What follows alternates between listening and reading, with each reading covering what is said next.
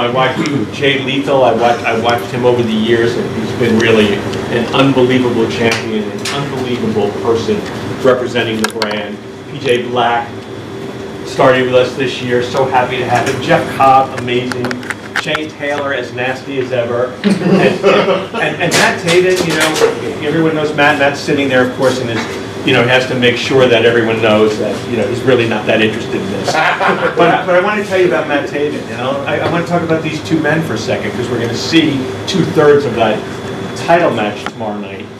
I watched these two guys battle in a cage for, I believe, the television title. I'm how many years? 4 years? 5 years? How long has this been going? Okay. 5 years ago. This is what I love about Ring of Honor. I mean, there's so many things I love about Ring of Honor. One is that we can have a champion that can go over thousands of days. That we can have a match that really started in a cage in Brooklyn. To watch the intensity and the ferocity of these two athletes. By the way, they are athletes. Rhett is an athlete. Caprice is an athlete. Jeff Cobb is an athlete. These are athletes. They're just entertaining athletes. But they take this sport so seriously. And when I see what goes into how they get ready for a match, it's really just something I dreamed about as a child. But to be able to witness it and see it going on a weekly basis, or whenever we do our TV or our matches, it's so satisfying. So for me, as big an event as it is for me personally, because I started watching wrestling in the old Madison Square Garden. I was just talking to one of the older security people here, and he's throwing names at me, and I'm throwing them right back, because I saw them in that building on 8th Avenue. And for me to think that I'm sitting there with my dad, and I wasn't even 14, and by the way, in those years you had to be 14 to go to professional wrestling, thinking about, wow, Madison Square Garden, what it meant to me as a young fan, what it means to me as someone who runs this organization. But this night belongs to our talent, because they're the ones who brought us to Madison Square Garden. If it wasn't for their work, if it wasn't for their integrity, if it wasn't for that artistry, we would not be here. The reason why we're here with New Japan is because both companies have the same philosophy. They're a very, very strong brand in Japan. We are a strong brand in America. We complement each other's brands. We're not chasing each other's brands. And that's really, really important. And I think that's what you're seeing when you come to a Ring of Honor event, whether it be here or next weekend in Pittsburgh. Because everyone says, what are you going to do next? I will go on the record and tell you what we're doing next is next Saturday in Pittsburgh and next Sunday in Columbus, because that's who we are.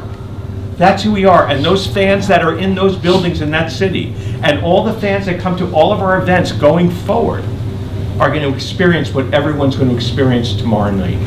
Because it doesn't matter the size of the crowd. That's unbelievable for us. You know, I have athletes in this area. I just saw that Roosh came in. Bandito. Dragon Lee. Oh, no, it's not Bandito. Sorry, Dragon Lee. You know, there's only so many people who've ever had a chance to wrestle in this building. We're going to have that chance tomorrow night. These guys have earned it. And I just want you to always know that they're the reasons we're here. I helped with the business side. I was able to get us in the building, but they're taking us home. So let me thank my guys who are here.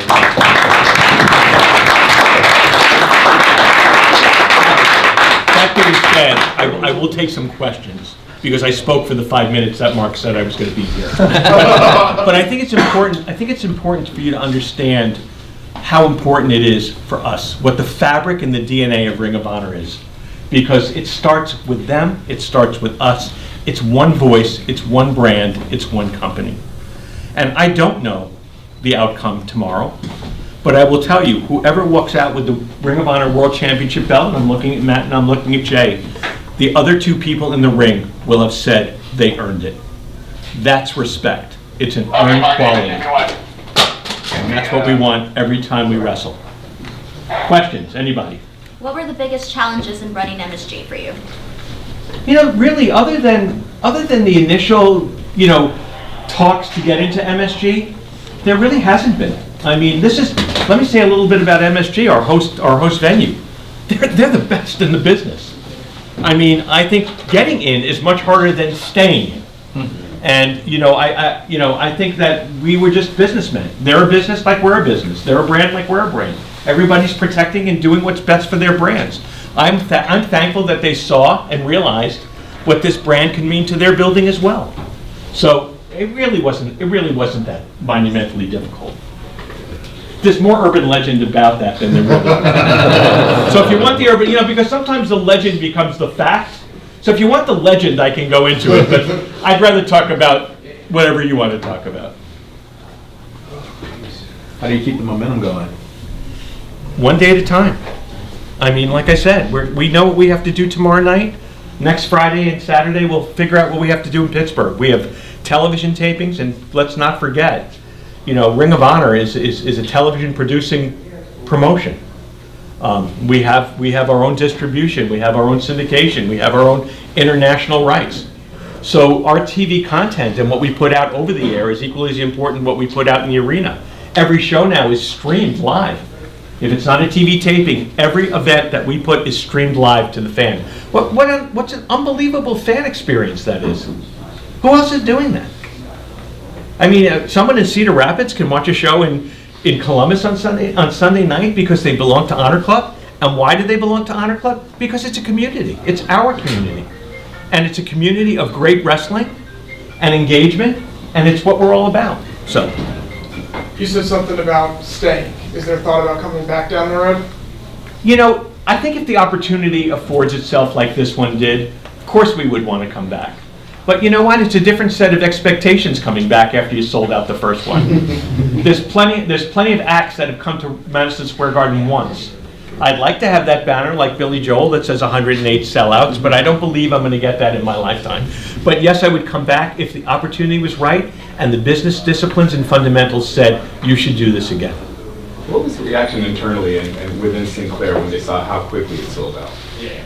Well, listen, it didn't even start with Sinclair. It really started with me. I never thought for a second or doubted that we wouldn't sell out by April 6th when we put the tickets on sale in August.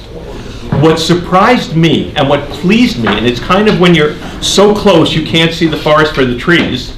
I hate to use that trite expression because, I remember Elaine Bennis going, what the hell does that mean? You can't. But I'm going to tell you what that means.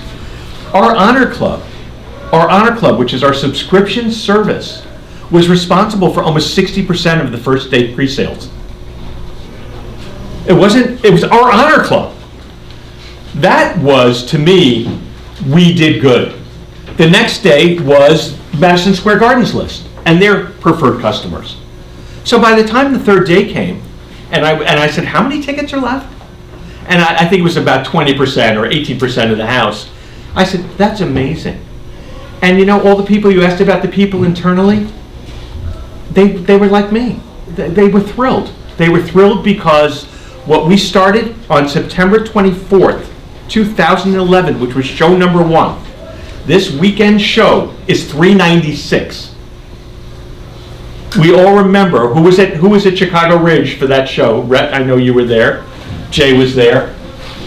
Hello, Silas. It was as far away from what Ring of Honor is today, but it had the heart, and it had the soul, and it had the commitment. So, yeah, opportunity arises, we're there.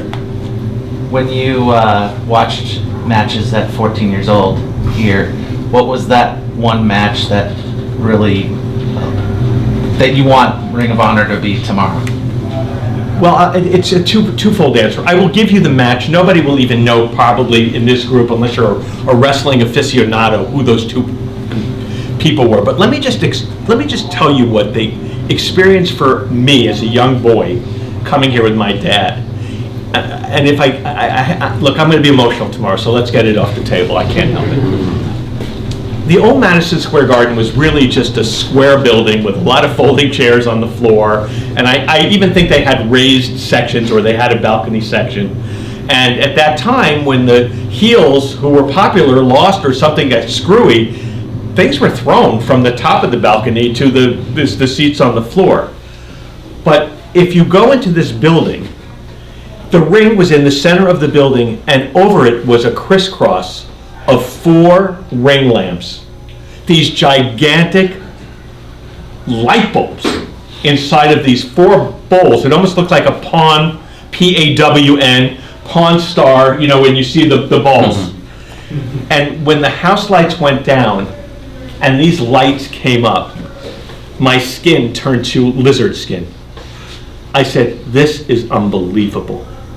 That just turning on lights in a building could have that kind of an effect on a young boy. So that was the first thing, that's really where I fell in love with this business. I was also watching it every Thursday and Saturday night on Channel 5, Capital Wrestling it was called. It was a 2-hour show, same show Thursday and Friday nights, and Saturday nights, and I had to watch both.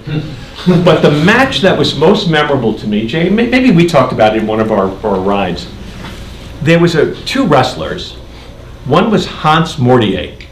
Where are my wrestling historians? Anyone remember that name? He was billed as the German Giant, and he had an unbelievable physique, almost like Lex Lugerish for his time. Now we're talking about the 60s. And he had this gold helmet on, gold, and he looked evil and really, really angry, and he was big. He was a big man. And he was managed by a guy named Wild Red Berry. Anyone know that name? That's what I want to, okay, good. He also managed the Kangaroos, Wild Red Berry. He was really one of the first managers that was out there interfering, but he was an older guy, wore a derby hat, plaid jacket, you know, he was just really great. He was wrestling Edouard Carpentier. Anybody? Okay, there's a thumbs up. In Canada? Are you in Canada? Of course. Of course. My RDS guys, right? They're my guys. So Edouard Carpentier, which actually could have been an amazing Ring of Honor wrestler because he was built really, really tight to the ground. I bet he was 5'8". Yeah. Not a big man. They had a 45-minute match. That's how it was built. Hans Mortier versus Edouard Carpentier. I was at the edge of my seat. And Mortier's finishing move was what he called the guillotine, was just, what do you call that? Just Full Nelson. Yeah, full Nelson, like, but you know, you couldn't break his hands, you know, this was a story, they were like soldered on, and I remember that Carpentier was selling like crazy. He's got the guillotine on him, and it's just going on for minutes, and what seemed like hours, and struggling, and finally he had this amazing move where he flipped Mortier over, and was just about to go into the pin. Barry must have hit him with his cane or something, and then the bell rang. I think it was a time limit finish. Now, I'm telling you, this is somewhere between 1964 and 1966 that I'm telling you this match. I see it as vividly as I watched it that day. I knew that this is something I would love forever. And when I see matches like Matt and Jay in the cage, or I see when Silas is in the ring, or when any of our guys go in the ring, it has that magic. Because those 2 guys back in the 60s, wrestling in that building, knew what the fans needed and delivered what the fans wanted. And that's what this is all about, so. Sounds like a great way to wrap it up.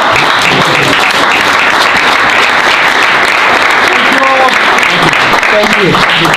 I got one-on-one with you. I'll get you.